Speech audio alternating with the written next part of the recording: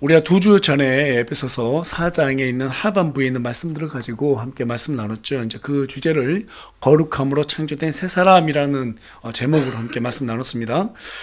잠깐 복습하고 넘어가 보면 우리가 예수님을 믿어서 구원을 받으면 우리 안에 두 개의 성품이 존재한다고 말씀을 드렸어요. 그 첫 번째 성품은 옛사람에 대한 성품이고, 두 번째 성품은 성령님 안에서, 성령님으로 인해서 새롭게 창조된 새 사람이라고 말씀을 드렸습니다.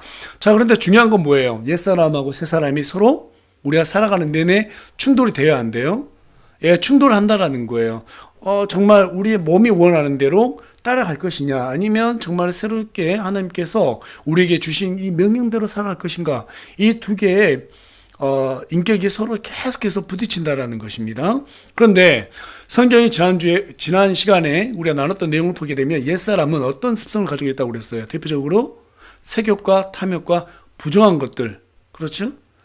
예, 그러니까 성경에서는 이 옛사람 입고 있던 옷을 벗어라 이렇게 말을 해요. 이 옷이라는 게 뭐예요? 옷이라는 게 우리가 입고 있는 거잖아요. 입고 있는 거, 그렇죠? 근데 이것을 벗으라고 말하고 있는 거예요. 우리 몸을 감싸고 있는 것을 아예 허물을 벗어 던져라 이 말이에요. 그리고 새 사람의 옷을 입어야 된다. 새 사람의 옷이 뭐라는 거예요? 거룩함으로 창조된 거룩함의 옷을 입어야 된다라는 말이에요. 이 옛사람이 가지고 있었던 허물들, 색욕과 탐욕과 부정한 것들, 그러한 것들은 몸이 썩어가도 마치 통증을 느끼지 못하게 하는 이 나병과 같기 때문에 우리의 양심을 상당히 무디게 만들어요. 그래서 성경은 죽은 지 나흘이나 되던 나사로가 다시 살아나서 몸을 감고 있던 이 붕대를 벗어버리고 새 옷으로 갈아입었던 것처럼 옛사람을 벗어 던지고 새 사람의 옷을 입으라고 말하고 있습니다. 사도 바울은 거룩함으로 창조된 새 사람으로 살아가기 위해서 우리에게 크게 두 가지를 강조했어요. 그 첫 번째가 뭐였어요? 거짓말과 분노로 마귀에게 틈을 내주지 말라는 것이었습니다. 왜냐하면 이 거짓과 분노로 형제 자매들 사이에서 분란을 조장하게 되면 화평의 띠로 하나가 되라고 하는 이 하나님의 명령을 지킬 수가 없기 때문에 그러는 거예요. 그리고 두 번째는 뭐였냐면 도둑질과 부패한 대화로 성령님을 슬프게 하지 말라는 것이었습니다. 도둑질 하지 말라는 말은 사실은 게으르게 살지 말라는 말이죠. 왜냐하면 도둑질은 게으름의 결과이기 때문에 그렇습니다. 사람은 누구나 게으르면 죄를 짓게 돼 있어요. 실제로 그렇죠? 여러분, 우리 인류 역사를 가서 보시게 되면 미국에서 1929년에 경제 대공황이었습니다. 이때 실업률이 높아졌어요. 그러니까 온갖 더러운 죄들이 막 일어나는 거예요. 그래서 실업자를 없애기 위해서 여러분 미국 뉴욕에 가보면 그 엠파이어 스테이트 빌딩이 있죠. 아주 높은 빌딩이에요. 저도 한번 가서 봤는데 상당히 견고하게 잘 지어졌어요. 왜 견고하게 잘 지어졌냐면 실업률을 낮추기 위해서, 쉽게 말하면 돈을 주기 위해서 오랜 기간에 걸쳐서 그 건물을 지었기 때문에 그래요. 그래서 사람은 누구나 이 게으르면 나쁜 생각을 하게 돼 있고 이 죄를 지을 틈을 주기 때문에 우리에게 뭐라고 말해요? 하나님께서 도둑질하지 말고 너희들이 노동을 해서 열심히 수고해서 번 돈으로 선한 일을 하라고 그렇게 말씀했던 내용 우리가 살펴볼 수 있었습니다. 그리고 또 한 가지 덧붙여서 남을 넘어뜨리는 부패한 대화, 즉 분노와 비방하는 말을 멀리하라는 내용까지 우리가 살펴볼 수 있었어요.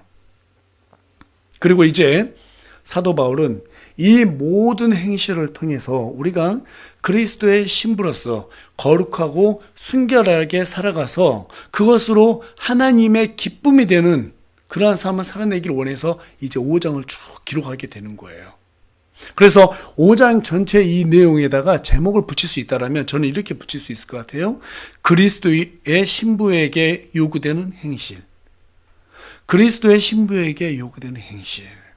우리가 그리스도의 신부가 된 것은 우리가 하나님을 사랑했기 때문이 아니라 하나님께서 우리를 먼저 사랑하셨기 때문이라는 거 믿으십니까? 예. 사도 바울은 우리가 하나님께 사랑받은 자녀이고 그분께 우리가 사랑스러운 자녀라는 사실을 단단히 붙잡았을 때, 단단하게 붙잡았을 때 어떤 일도 해낼 수 있다는 사실을 자신의 경험을 통해서 깨달았어요. 그래서 사도 바울은 너희는 사랑스러운 자녀라는 사실을 강조하면서 5장을 시작하게 되는 거예요. 그래서 오늘은 사랑스러운 자녀들로서라는 주제를 가지고 여러분과 함께 말씀을 나누기를 원합니다. 이 말씀을 나눌 때 우리가 얼마나 하나님 앞에서 사랑스러운 자녀라는 사실, 자녀인지를 깨닫게 되고, 또 사랑스러운 자녀로서 우리가 지금 어떻게 살아가고 있으며 어떻게 태도를 바르게 고쳐나갈지를 생각해보고 정리해보는 귀한 시간이 되길 소망합니다. 1절에 가서 보니까 그러므로 너희는 사랑스러운 자녀들로서 이렇게 말을 하고 있어요. 그러니까 여기서 그러므로라는 말을 지금 말로 시작하고 있는데, 이 말은 앞에 있는 4장의 내용을 그대로 가져와서 5장에다가 어때요? 계속해서 5장의 내용을 이어간다는 말이죠. 그래서 앞에서 우리가 조금 전에 살펴봤듯이 4장의 내용은 뭐였어요? 마귀에게 틈을 내주지 말아야 되고 성령님을 슬프지 않게 살아야 된다라는 그런 지침을 줬어요. 그럼 이제 어떻게 살 것인가? 이러한 내용을 말하기 이전에 사도 바울은 사랑스러운 자녀들로서 이렇게 지금 말을 갖다 시작하고 있거든요. 이게 이제 무슨 말이냐면 우리의 정체성이 무엇인지를 갖다가 일깨워주는 말이에요. 그런데 이 정체성을 무효화시키기 위해서 마귀는 많은 수고를 하고 있죠. 그렇죠? 네. 여러분, 저와 여러분이 하나님 앞에서 정말로 하나님께서 원하는 삶을 살아내려면요, 이것도 해야 돼, 저것도 해야 돼, 하나님의 명령을 다 우리가 기억해서 행해야 돼. 그것도 중요해요. 그런데 그것보다 더 먼저 세명돼야 되는 게 있는데, 그게 뭐냐면 우리가 하나님 앞에서 어떤 존재이냐. 이게 망각된 상태에서는 절대로 하나님의 명령들을 지켜낼 수가 없어요. 그렇지 않습니까? 저와 여러분이 부모님들의 자녀죠. 부모에게 내가 지지를 받고 있고 사랑을 받고 있다. 그렇다면 여러분, 그 자녀들은요, 세상을 살아가는 데 있어서 자신감이 있어요. 그래, 안 그래요? 그런데 부모로부터 미움만 받아요. 책망만 받아요. 자신감이 없어요. 그런데 하나님께서는 우리를 위해서 어떻게 해줬다고요? 자신의 독생자 예수 그리스도를 포기하면서까지 우리 사랑해줬다라는 거예요. 예수님은 우리를 사랑하시는 그 아버지 하나님의 사랑을 그대로 실현시키기 위해서 십자가에 못 박혀 죽어주셨다라는 거예요. 여러분, 어느 종교가 인간을 창조했다라고 하는 곳이 있습니까? 어느 종교의 신이 인간을 위해서, 인간을 사랑해서 죽어주었다라고 하는 그런 신이 어디 있어요? 기독교밖에 없어요. 하나님밖에 없어요. 우리는 그 사랑을 받은 존재입니다. 믿으십니까? 우리는 그 사랑을 받은 존재예요. 그런데 마귀가 우리가 하나님으로부터 사랑스러운 자녀라는 사실을 자꾸 부인하게 만들어요. 의심하게 만들어요. 네가 하나님께 사랑받을 자격이 있어? 네 행동을 봐봐. 네가 진짜 하나님께 사랑받은 사람이야? 웃기지 마. 너 그런 사랑받을 만한 자격 없어. 그러면서 자꾸 율법을 우리를 정죄한단 말이에요. 거기에 속으면 돼야 안 돼요? 안 되는 거예요. 부모가 자녀를 사랑할 때 자녀가 잘못하면 그 행위에 대해서 미워하는 것이지 자녀 자체를 미워하지 않죠? 하나님도 마찬가지예요. 우리가 잘못하면 우리의 행위를 미워하는 것이지 우리 자체를 미워하지 않는단 말이에요. 아무리 자녀가 잘못해도 부모가 그 자녀를 미워할 수가 없어요. 그 자녀 자체를 미워할 수 없단 말이에요. 그런데 마귀는 자꾸 우리의 죄를 들먹이면서 우리 자신이 하나님께 사랑받을 자격이 없다, 사랑스러운 자녀가 아니라면서 자꾸 우리 속이기 시작한단 말이에요. 거기에 속아 넘어가면 어떤 현상이 생기는가 하면 자기 연민에 빠지게 돼요. 자기 연민. 여러분, 매 맞는 아내들의 공통점이 뭡니까? 자기 연민이에요. 남편하고 안 헤어져요. 계속 매를 맞으면서 남편하고 안 헤어진단 말이에요. 자기 연민에 빠져 있어요. 자기 연민에 빠진 사람들은요, 자신을 영화 속의 비련한 여주인공으로 만들고 싶은 그런 판타지가 있어요. 그런 판타지에 빠져 있습니다. 내가 얼마나 불쌍한 사람인지 주변 사람들에게 자신의 처지를 말함으로써 내가 불쌍한 사람이라는 것을 확인받기를 원해요. 그래서 사람들을 만나기만 하면 과거에 자기 어려운 처지를 말하고 또 말하고 또 말하기를 반복합니다. 주변 사람들 지치게 만들어요. 다 떠나게 만들어요. 자기 연민에 빠진 사람은 신앙생활을 아무리 열심히 해도요, 절대로 발전하지 못해요. 왜 그래요? 그리스도께서 십자가에 달려 죽으신 것보다 내 처지가 더 불쌍하거든요. 그것이 그 사람의 발목을 꼭 붙들고 있기 때문에 앞으로 나가지 못하게 하는 거예요. 그렇기 때문에 아무리 하나님의 은혜에 대한 설교를 들어도 감흥이 없습니다. 다만 예수님이 불쌍하게 여겨지는 대목에서만 감동을 받아요. 왜 그래요? 그 처지가 내 처지하고 좀 비슷하게 느껴지거든요. 여러분, 그 가짜 은혜입니다. 그 은혜, 그런 어떤 가짜 은혜에 속으면 안 돼요. 진짜 은혜라는 게 무엇이냐면 우리가 우리 자신을 불쌍하게 여기는 마음이 아니라 우리 하나님께서 우리를 불쌍하게 여기셔서 우리 주님이 십자가에 못 박혀 죽으셨다라는 것을 우리가 몸소 인정하는 거예요. 그 대가로 우리가 마귀의 자녀에서 하나님의 자녀로 옮겨졌다라는 사실, 그에 대한 감사, 그 감사하는 마음을 품는 게 은혜입니다. 아멘이십니까? 예. 이것을 받아들였을 때 우리가 사랑스러운 자녀가 될 수 있는 거예요. 이 아름다운 내용이 잘 기록된 책이 어디 있냐면 아가서에 있어요. 아가서는 솔로몬이 썼죠. 이 아가서는 신랑 대신 우리 주님이 하늘에 소망을 둔 성도들을 얼마나 사랑스럽게 여기고 있는지를 잘 기록해 놓은 책입니다. 여러분이 얼마나 내가 주님 앞에 사랑스러운 자녀인지 알고 싶다면 아가서로 묵상하시기 바랍니다. 계속해서 1절에 가서 보니까 사랑스러운 자녀로서 하나님을 따르는 자들이 되라고 말하고 있습니다. 여기서 따르는 자라는 것은 흉내내는 자를 얘기해요. 그런 의미로서 하나님을 본받는 자녀가 되라. 지금 이 말을 하고 있는 겁니다. 하나님을 본받는 자. 자녀가 부모를 본받고 닮아가는 것처럼 우리가 하나님의 자녀라면 주님을 본받고 닮아가야 되지 않겠어요? 빌립보서 3장 17절에 가서 보니까 형제들아 너희는 함께 나를 따르는 자들이 되고 너희가 우리를 본보기로 삼은 것 같이 그렇게 걷는 자들을 주목하라. 사도 바울이 왜 자기를 따르는 자들이 되라 이렇게 말했냐면 자신이 그리스도를 따르고 있기 때문에 그 말씀에 따르고 있기 때문에 너희들도 나처럼 말씀에 따르는 자들이 되라 지금 얘기를 하고 있는 거예요. 그러니까 여기에서 본받는 자들이 되라 이 말은 뭔 말이냐면 말씀에 따르는 자들이 되라 이 말입니다. 우리 예수님도 이 땅에 오셨을 때 하나님이셨지만 몸을 입고 오셔가지고 하나님의 말씀을 따르는 그러한 삶을 사셨어요. 그렇다면 우리도 어떤 삶을 살아야 될까요? 성경에 기록된 말씀대로 따르는 삶이 바로 하나님을 따르는 삶이라는 거예요. 그런데 우리는 어떤 생각을 품어요? 이거 사도 바울이니까 사도 바울이나 되니까, 베드로나 되니까, 그러니까 뭐 이런 말을 쓸 수 있는 거지. 우리 어떻게 감히 하나님을 본받을 수 있겠어? 안 돼. 제가 그런 말 하면요, 저도 이렇게 얘기하고 싶어요. 어떻게 여러분은 그 위대한 루시퍼가 짓는 죄를 닮아갈 수 있어요? 우리가 뭔데? 그쵸? 우리가 마귀와 게임도 안 되잖아요. 그래 안 그래요?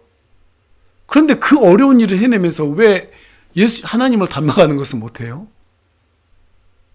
이게 지금 뭔가 앞뒤가 안 맞는 모순 아닌가요?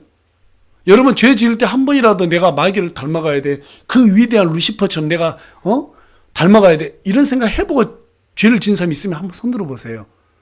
그런 생각 안 해도 되잖아요. 그렇지 않습니까? 여러분 죄 짓는 것은 의지가 필요 없어요. 예. 의지가 없어도 우리는 엄청난 능력을 가지고 있는 루시퍼의 능력을 다 발휘할 수 있어요. 우리가 태어날 때부터 마귀의 자녀로 태어났기 때문에 그래요. 이게 바로 옛사람의 능력인 거예요.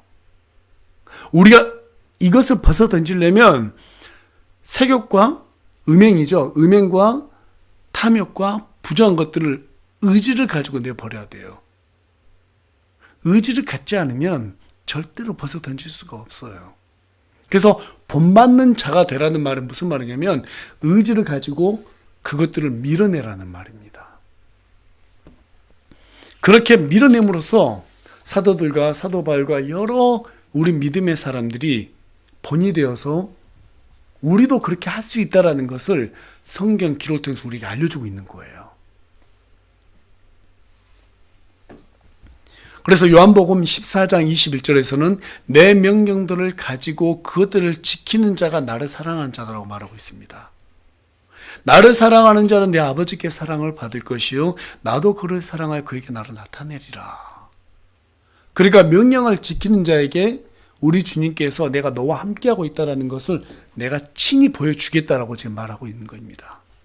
믿으십니까? 네.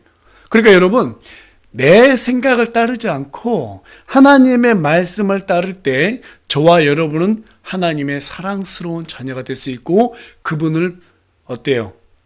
따르는 자들이 될 수 있다라는 사실입니다. 하나님을 따르는 자가 되려면 먼저 주님의 명령에 따라 사는 연습을 해야 됩니다. 그러자면 먼저 과거에 불행했던 삶을 흐르는 강물에 나뭇잎을 떠내려 보내는 것처럼 그렇게 우리의 과거를 다 떠내려 보내야 됩니다. 계속 과거 붙들고 있어봐야 그거 하나도 도움이 되지 않습니다. 우리가 그렇게 과거를 전부 다 청산했을 때 우리가 사랑스러운 하나님의 자녀로서 무엇인가를 감당할 수 있게 돼요. 그게 무엇인가? 우리 2절 말씀 다 같이 읽겠습니다. 시작. 그리스도께서 또한 우리를 사랑하사 우리를 위해 자신을 향기로운 냄새의 허물과 희생물로 하나님께 드리신 것 같이 사랑 안에서 걸으라. 무엇 안에서 걸으라고요? 예, 사랑 안에서 걸어라. 근데 이 사랑이 어떤 사랑이었느냐? 로마서 12장 1절 말씀 가서 보니까 그러므로 형제들아 내가 하나님의 긍휼에 힘입어 너에게 간청하노니 너희는 너희 몸을 거룩하고 하나님께서 받으실 만한 살아있는 희생물로 드리라.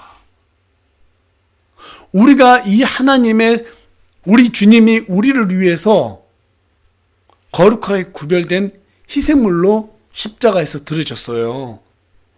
여러분, 십자가는 교회 마크로 준 게 아닙니다. 그냥 보기 좋으라고 준 게 아니에요. 그냥 구원받은 거에 만족하라고 준 게 아니에요. 십자가는 예수님께서 그 십자가를 진 것처럼 너희도 지라고 준 거예요. 오늘날 왜 우리 기독교가 변질되고 말았는가? 곰곰이 생각해 보면 그냥 십자가를 구원의 도구로만 생각했어요. 아니요. 십자가는 구원의 도구가 아니에요. 누구든지 날 따르려거든 자기를 부인하고 자기 십자가를 지라고 그랬죠. 우리 예수님도 자기 십자가를 지신 것처럼 우리도 우리에게 주어진 십자가를 져야 된단 말이에요. 그 십자가를 질 생각이 없기 때문에 자꾸 교회 생활을 신앙생활로 착각하고 있는 거예요. 여러분, 교회 생활 하기를 원하세요? 신앙생활 하기를 원하세요? 좀 크게 대답해 보세요. 교회 생활 하기를 원하세요? 신앙생활 하기를 원하세요? 교회 생활 하려고 하는 사람들은요, 그 교회의 어떤 눈에 보이는 걸로 만족하려고 그래요. 아니요. 신앙생활 하려고 하는 사람들은 보이는 걸로 판단하지 않습니다. 하나님께서 원하는 것을 보는 것으로 판단하는 거예요. 이게 신앙생활 하는 사람들이에요. 예배 때만 우리 몸을 거룩하고 살아있는 희생물로 드리는 것이 아닙니다. 우리의 모든 삶의 인격이 하나님 앞에서 거룩하고 살아있는 희생물로 드려지는 것. 이게 바로 하나님이 원하시는, 기뻐하시는 신앙생활이고 하나님께서 기뻐하시는 사랑스러운 자녀입니다. 자, 그렇다면 거룩하고 살아있는 희생물로 드려진다는 것이 무엇인가? 또 서로 하나님께 드려진 사랑 안에서 걷는다는 것이 무엇인가? 우리 3절하고 4절 말씀 다 같이 한 목소리 읽어보겠습니다. 시작. 더욱이 음행과 모든 부정한 것이나 탐욕은 너희 가운데서 한 번이라도 언급하지 말라. 그것이 성도에게 합당하니라. 추잡한 것이나 어리석은 이야기나 희롱하는 말도 적합하지 아니하니 하지 말고 오히려 감사드리는 말을 하라. 지난주에 나는 말씀하고 그대로 중복이 되죠. 음행과 탐욕과 부정한 것들은 한 번이라도 언급하지 말라고 말하고 있습니다. 은단패설과 같은 추잡한 말도 하지 말고 쉽게 부자가 되려고 하는 어리석은 이야기도 하지 말고 사람을 비꼬고 조롱하고 무시하는 말도 하지 말라는 거예요. 오직 뭐 하라고요? 하나님께 감사드리는 말을 하라는 거예요. 우리 형제자매들이 모였어요. 여러분 기도할 때 우리가 가장 먼저 어떤 기도를 하세요? 하나님 감사합니다라는 말로 시작하죠. 우리가 한 주간의 삶을 나눌 때 감사하는 내용을 말하세요. 내가 무엇에 감사했는가? 한 주간에 뭐에 감사했는가? 교회 오면 한 주간에 내가 어떻게 살았는가? 회개도 하고 교회 오면 자리에 앉아서 기도부터 하세요. 내가 어떻게 하나님께 한 주간에 감사해야 될까? 옆 사람 표정 한번 봐보세요. 옆 사람 좌우 앞뒤 사람 얼굴 한번 쳐다보세요. 예. 과연 여러분 한 주간 감사하는 삶 살았어요? 예. 감사하는 삶 살았어요? 우리가 여기 나올 때 감사하는 마음을 들고 나왔다면 표정이 어둘 수가 없어요. 그렇지 않습니까? 우리가 회개하고 이 시간에 와서 정말 하나님 잘못했습니다 라고 회개하고 한 주간에 주께서 베풀어 주신 은혜에 감사한다면 감사하는 기도를 하고 정말 감사하는 마음을 가지고 이 시간에 여기 왔다라면 어두침침하고 막 침울한 표정이 이렇게 지을 수가 없다라니까요. 성도는 감사함으로 가야 되는 거예요. 여러분 지금 이 말씀은 4장 이어서 재차 강조되고 있는 내용이라는 것을 기억하시기 바랍니다. 왜 이 부분을 사도 바울이 재차 강조했을까요? 그렇죠? 4장에서 한번 언급했잖아요. 그러므로 라는 말로 시작해서 5장을 시작하면서 다시 한번 이 내용을 강조하고 있다는 말이에요. 왜 이 부분을 재차 강조했는가? 우리 5절 말씀 읽어보겠습니다. 시작. 너희가 이것을 아노니 즉 음행을 입삼는 자나 부정한 자나 탐욕을 부리는 자 곧 우상 숭배자는 결코 그리스도와 하나님의 왕국에서 아무 상속이 없다고 갖지 못하느니라. 여러분 지금 보니까 이런 음행, 탐욕, 부정한 것 이 모든 것을 지금 뭐라고 말하고 있어요? 우상 숭배라고 말하고 있어요. 이 당시에 영지주의라고 하는 이단이 있었습니다. 그들은 육신은 본래 악한 것으로 태어났기 때문에 세욕이나 탐욕이나 이런 부정한 모든 것들은 어쩔 수 없는 것이다. 그래서 즐겨도 된다. 이런 교리를 내세웠어요. 얼마나 사람들 귀에 속기 됐겠어요. 안 그래도 그렇게 살고 싶은데. 이 교리가 이 초대교회들에게 들어오면서 초대교회가 전부 다 어떻게 됐어요? 부패하고 넘어지는 계기가 됩니다. 여러분 무엇을 깎아서 만들고 거기에다 절하는 것이 우상숭배 아니 그것만이 우상숭배가 아닙니다. 하나님보다 세상, 우리 육신이 원하는 거 그것을 사랑하는 것도 우상숭배예요. 이것을 성경은 영적 음행이라고 말하고 있어요. 그래서 여러분 지금 4장하고 5장 가서 보시면 뭔가 공통점이 있어요. 그게 뭐냐면 음행. 이 음행이라는 단어가 탐욕과 부정한 것보다 먼저 항상 앞서 있다는 거예요.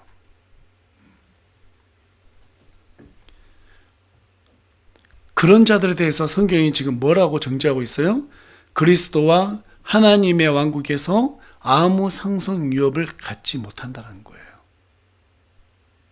고린도후서 5장 10절에서 11절에 가서 보니까 이는 우리가 반드시 다 그리스도의 심판석 앞에 나타날 것이기 때문이라.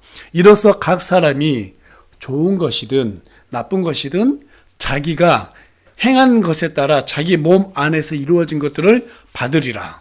그러므로 우리가 주의 공포를 알고 있기에 사람들을 설득하지만 우리가 하나님께 밝히 드러났고 또 너희 양심에도 밝히 드러났음을 나는 또한 확신하노라.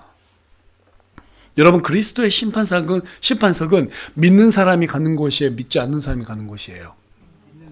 예, 구원받은 사람들이 가는 곳이에요. 그런데 사도 바울이 뭐라고 말합니까? 그곳에서 이루어질 주의 공포를 안다는 거예요. 결코 그 자리가 마냥 즐겁게 기쁘지만 않다라는 것입니다. 아주 냉정하게 우리가 이 땅에 살면서 행한 대로 하나님께서는 판단한다라는 거예요. 어떻게 판단한다고 말하고 있어요? 히브리서 6장 7절에서 8절 말씀 우리 다 같이 읽겠습니다. 시작. 자기 위에 자주 내리는 비를 흡수하여 땅을 가는 자들에게 합당한 채소를 내는 땅은 하나님께 복을 받지만 가시와 찔레를 내는 것은 버려지고 저주함에 가까이 있어 마지막에는 불살라지리라. 여러분 뒤 보니까 몸에서 선한 일을 행한 사람에게는 마치 합당한 채소를 내는 땅처럼 하나님께 복을 받는데요. 보상을 받는다는 거예요. 이 땅에서도 복을 받고 죽어서도 보상을 받는다라는 말이에요.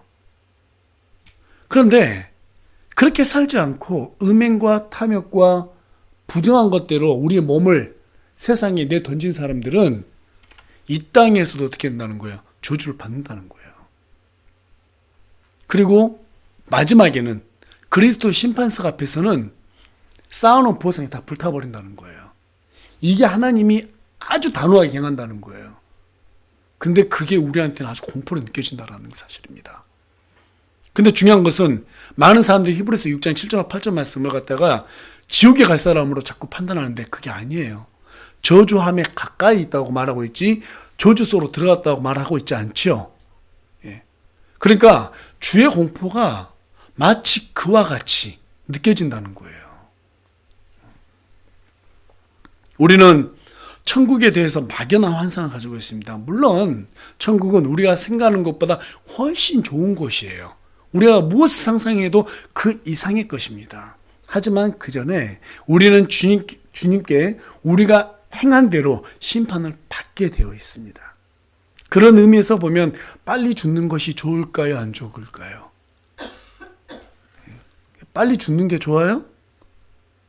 물론 죄 짓고 오래 사는 것보다 빨리 죽는 게 낫겠죠. 그런데 장수도 복이라고 말하고 있어요. 무슨 말이냐면 우리가 오래 살 수 있다는 것은 하나님 앞에 앞으로 영원히 받을 이 보상을 갖다가 쌓을 기회가 된다는 거예요. 그래서 장수는 복이에요. 오래 사는 건 정말 큰 복이에요.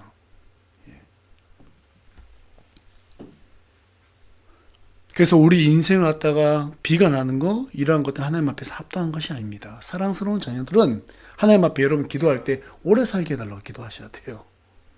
그래서 정말 하나님 앞에 사랑스러운 자녀로서 많은 보상을 쌓게 해주세요. 정말 그렇게 기도하시기 바랍니다.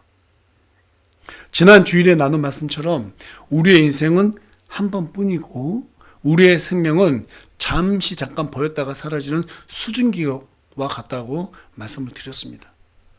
이 수증기 같은 거예요. 그럼에도 불구하고 하나님 대신에 쾌락과 돈을 사랑하는 자들이 있어요, 없어요? 있어요. 그들은 어떤 보상을 얻지 못합니다. 아니, 열심히 쌓은 보상마저도 전부 다 불타 없어진다고 성경은 말하고 있습니다.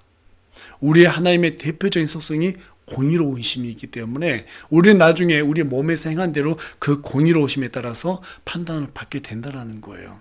그런 의미에서 여러분, 수증기 같은 인생을 육신의 쾌락과 여러분 이 세상의 자랑을 위해서 살 것인지 아니면 하나님께 거룩한 희생물로 드리는 삶을 살 것인지 그것은 각자의 몫입니다. 여러분 어떻게 살기를 원하세요? 하나님께 거룩한 희생물로 드려지는 삶을 살기를 원하십니까? 아멘이세요? 예. 아멘 하신 분들만 아멘 하신 분들만 6절 크게 읽어보시기 바랍니다. 시작.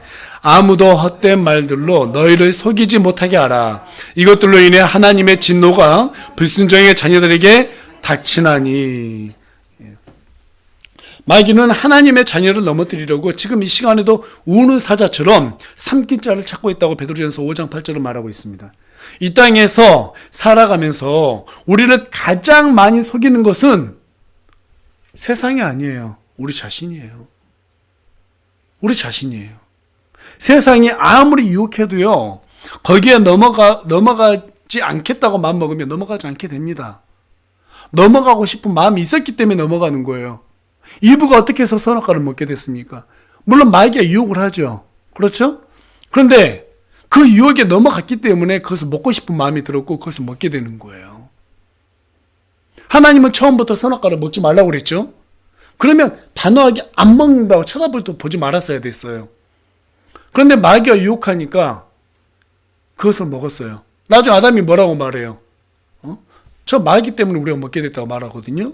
근데 하나님은 그것 때문이 아니라고 말을 해요. 네가 먹고 싶어서 먹었다고 말하고 있는 거예요. 이게 바로 우리가 죄를 짓게 되는 과정이에요. 민수기 25장에 가서 보면 이스라엘 백성들이 우상을 숭배하고 모압의 딸들과 음행하다가 하나님의 진노로 하루에 24,000명이 죽임을 당한 사건이 기록이 되어 있습니다.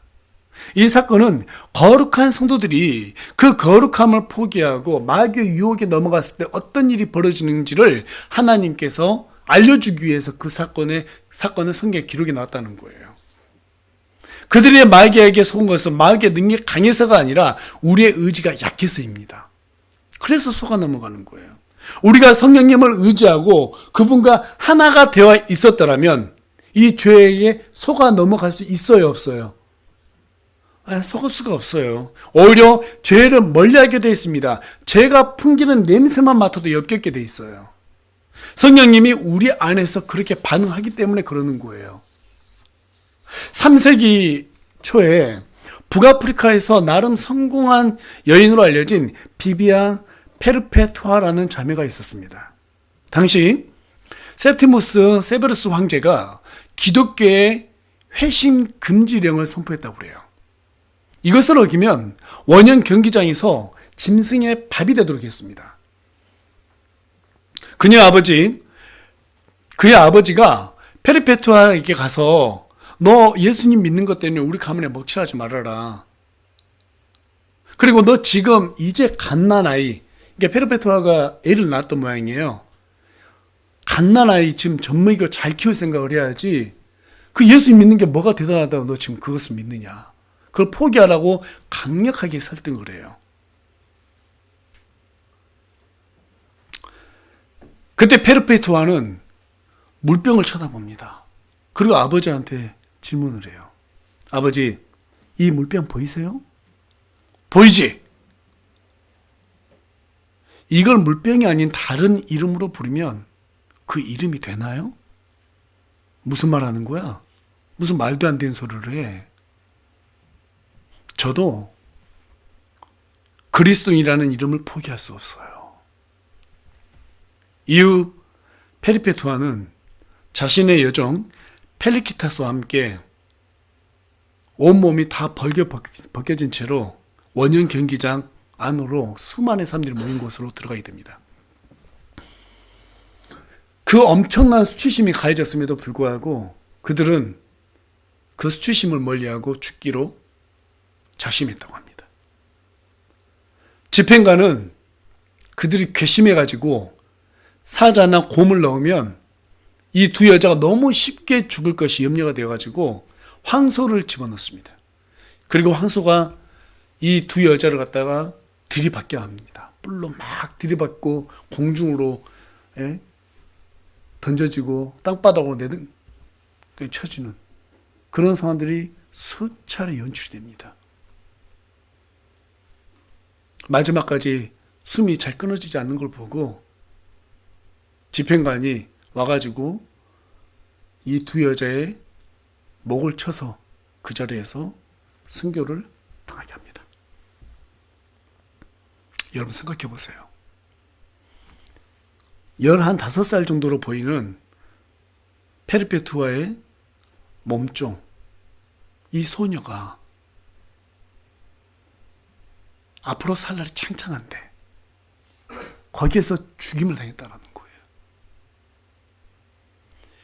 자기의 그 갓난아이, 젖먹이 아이를 두고 가슴에서는 젖이 뚝뚝 떨어지는데 사람들은 그걸 보고 환호하고 있습니다. 이 잔인한 사람들 앞에서 이 두 여자가 목숨을 내걸어요. 이 일이 초대교회들에게 다 전해집니다.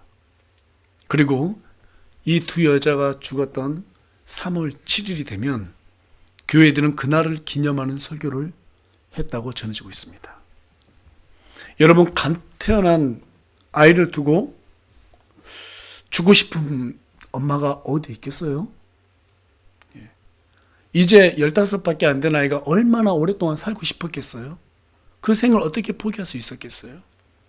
조금만 달리 생각했더라면 아이 잘 키우고 멋지게 많은 인생을 살 수 있었을 텐데, 또 심지어 거기에서 예수님 안 믿겠다고 부정해도 누가 하나 욕할 사람도 없을 텐데, 페르페투아는 조금도 주님을 부인할 수 없다고 해서 죽음을 선택했다고 합니다. 거기에 합리화하는 것은 자기 자신을 속이고 기만하는 행위이고 마귀가 기뻐하는 것을 상상했다고 그래요. 그래서 절대로 포기할 수 없었다고 합니다. 재차 말씀드리지만 우리를 가장 많이 속이는 것은 세상이 아니에요. 우리 자신입니다. 내 자신을 불쌍히 여기는 자기 연민, 그것이 우리를 속입니다. 우리의 쾌락이 우리를 속입니다. 게으르고 나태한 습관이 우리가 하나님의 일을 하지 못하도록 속입니다. 마귀 때문에 속는 것이 아니라, 물론 마귀는 미끼를 던지지만 우리가 속고 싶어서 거기에 속아 넘어가는 거예요. 저는 그런 의미에서 지금 이 시대를 한마디로 정리하자면 스스로를 속이는 세대라고 표현하고 싶어요. 그것을 심리학에서는 리플리 증후군이라고 말하죠. 자신이 원하는 것을 얻어내기 위해서 자신을 속이고 합리화시켜서 양심에 거리낌이 없도록 행동하는 것. 이런 리플리 증후군이 이 시대 가운데 얼마나 많은 사람들을 중독시키고 있는지 몰라요. 그것이 오늘날 음행과 탐욕과 온갖 부정한 것들로 하여금 우상숭배와 온갖 타락의 길로 향하게 하고 있습니다. 여러분, 도시들 한번 봐보세요. 밤만 되면 이 소돔과 고모라를 방불케 합니다. 사람들은 경쟁하듯이 불나방처럼 유흥가들로 빛을 향해 뛰어들어가고 있습니다. 요즘 MZ세대라고 그러죠? MZ세대들 사이에서 유행하고 있는 것이 있다고 하는데요. 그게 뭐냐니까 남녀가 자보고 만남을 결정한다는 거예요. 그래서 일명 자만추라고 그러더라고요. 저는 이 말을 듣고 참 깜짝 놀랐습니다. 과거 어느 시대에서도 찾아볼 수 없었던 이 타락이 지금 이 시대 가운데서 난무하게 벌어지고 있습니다. 더 이상 부끄러움도 없습니다. 염치도 없습니다. 문제의식도 없습니다. 그런 세대들이 지금 이 시대 가운데 펼쳐지고 있습니다. 여러분, 나는 아니야, 나는 괜찮아, 자만하지 마십시오. 그렇게 총명했던 솔로몬조차도 말년에 이방 여자들을 갖다가 탐냈다가 우상 숭배하는 죄를 범했습니다. 솔로몬이 속았다면 우리는 어느 정도로 조심해야 될까요? 여러분, 성경에 가서 보면 이러한 유혹들에 넘어지지 않는 좋은 본보기가 되어준 사람이 한 명이 있어요.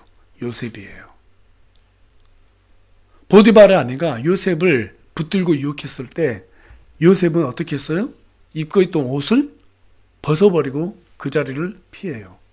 여러분, 음행과 탐욕과 부정한 것은 돌파하는 것이 아니라 피하는 거예요. 그게 유일한 방법이에요. 내가 음행을 이겨낼 수 있다라고 자만하지 마십시오. 예, 부정한 것을 내가 이겨낼 수 있다고 자만하지 마세요. 탐욕을 이겨낼 수 있다? 자만하지 마세요. 그거 교만이에요. 성경은 분명히 우리에게 피하라고 말하고 있습니다. 그래서 사도 바울은 7절에 가서 보니까 뭐라고 말하고 있어? 우리 다 같이 읽어볼까요? 시작. 그러므로 너희는 그들과 함께 참여하는 자들이 되지 말라. 예. 사랑스러운 하나님의 자녀는 사람들을 만나도 가려 만나야 돼요. 사람들을 만나도 가려 만나야 된다고요. 부패한 자들을 함부로 만나면 안 돼요. 복음을 전했는데 그 사람들이 복음을 안 받아들이면 신발에 먼지를 털어버리고 다시 만나지 말아야 돼요. 잠언 1장 10절에 가서 보면 내 아들아 죄인들이 너를 꾀할지라도 너는 동의하지 말라. 15절에서는 내 아들아 너는 그들과 함께 그 길로 다니지 말라. 내 발을 금하여 그들의 행로에서 떠나라. 이는 그들의 발이 악을 향해 달려가며 피를 흘리려고 서두르기 때문이라. 거룩하지 못한 자들과 함께 다니게 되면 수많은 유혹이 생기기 마련입니다. 아, 이렇게 하면 나도 저 사람처럼 좀 유명해질 수 있을 것 같은데? 아, 나도, 저 사람처럼 잘 살 수 있을 것 같은데? 어제 제가 어떤 연수 교육이 있어가지고 하루 시간 내서 참석했어요. 가서 보니까 우리나라 대한민국 한 5% 안에 들어온 사람 다 모여있더라고요. 깜짝 놀랐어요. 소위 세상에서 제일 잘 나가는 사람들이 어제 한 18명 모였는데요. 거의 다 모였더라고요. 대검찰청 중수부장도 있고요. 변호사도 있고, 교수들, 다 모였더라고요.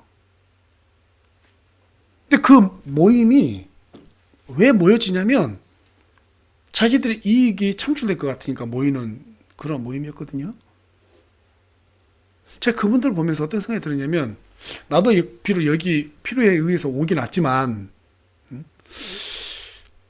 저들이 기대하는 것이 과연 정말 행복을 줄 수 있을까? 이런 생각을 내내 좀 하게 됐어요. 별로 부럽지는 않더라고요. 그렇게 그닥 부럽지는 않았어요. 여러분, 부러워하면 진다는 말이 있죠? 부러워하면 진짜 지는 거예요. 잠언 23장 17절에 가서 보니까 너의 마음이 죄인들을 부러워하지 말게 하며 너는 종인토록 주를 두려워하라. 우리가 누군가 부러워해요. 아, 나 정말 부러워. 그런 마음이 들 때 주님을 두려워하는 마음 품으라는 거예요. 여러분, 왜 세상의 음행과 탐욕과 부정한 것들을 그런 것들이 전부 다 우상 숭배가 죄라는 것을 알면서도 왜 그걸 부러워합니까? 왜 부러워해요? 우리가 하나님의 자녀라는 거, 사랑스러운 하나님의 자녀라는 것을 망각하니까 그래요. 저도 그런 유혹이 참 많거든요. 아, 조금만 눈 반쯤 감으면 잡아질 것 같은데. 알아요, 저도. 그런데 한편으로는 저거 잡으면 안 돼. 알아요. 근데 그 유혹이 이게 참 쉽지 않더라고요.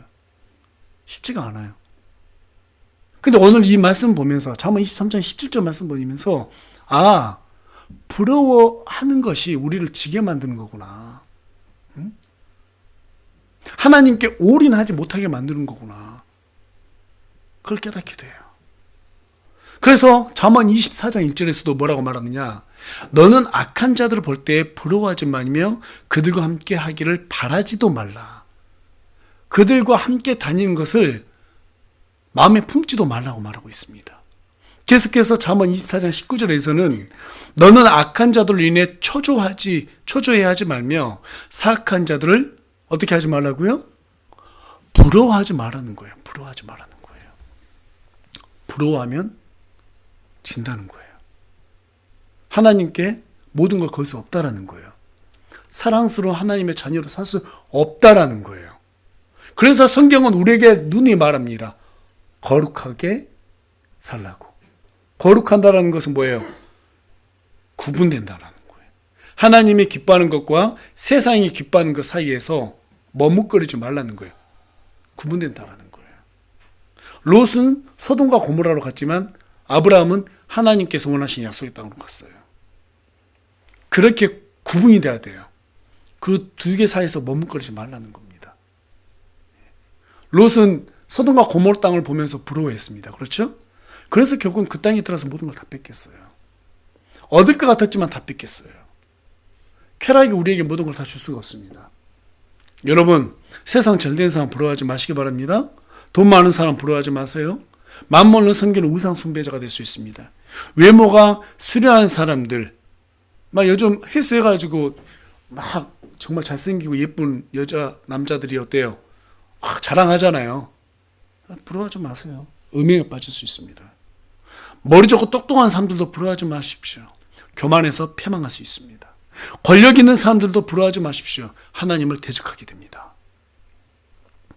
그래서 에베소서 2장 2절에 가서 보니까 지나간 때에 너희가 그것들 가운데 이 세상의 행로를 따라 걸으며 공중의 권세 잡은 통치자 곧 지금 불순종의 자녀들 가운데서 활동하는 영을 따라 걸었느니라. 여러분, 여기에서 이 세상의 행로라고 말하고 있거든요. 이 세상의 행로를 따라 걸었다는 말은 내가 하고 싶은 내 마음대로 살고 싶은 대로 살았다 이 말이에요. 요즘 사람들에게 물어보세요. 행복이 뭐냐고. 내가 하고 싶은 것을 하고 사는 삶을 행복이라고 말합니다. 맞습니까?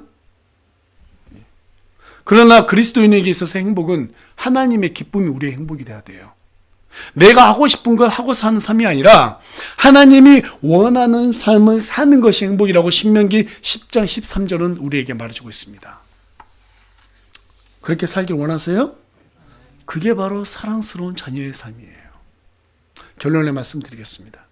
사랑스러운 자녀가 되는 일은 먼저 자기 연민에서 벗어나는 일에서부터 시작이 됩니다. 온갖 부정하고 더럽고 추악한 그런 것들로 나를 위로하려고 하는 그런 연민에서 벗어나야 됩니다.